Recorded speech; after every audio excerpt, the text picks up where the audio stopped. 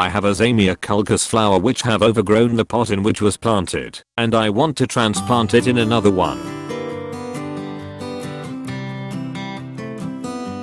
First of all, we need to take the plant. Take a knife and cut the pot. It is needed because the plant has overgrown the pot and the roots can be damaged if we try to take it out. We can see that the pot was full with roots and it made it impossible for the plant to have any growth. We observe that the zamioculcas have multiplied and we have 3 different flowers now. For planting the new ones we need a pot. Fill 1/3 of it with soil. Put the flower in the pot and fill the rest of the container with soil. Press the soil gently with your fingers so that there will be no air in the root system. The last part is to water thoroughly the flower.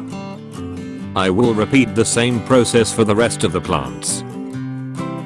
As a few plants are a little big and we have just transplanted them, I will have to take something and tie them together.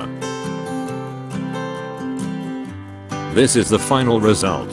As you can see, I already have 3 zamioculcas, but had only 1 before transplanting. Thank you for watching, and don't forget to subscribe.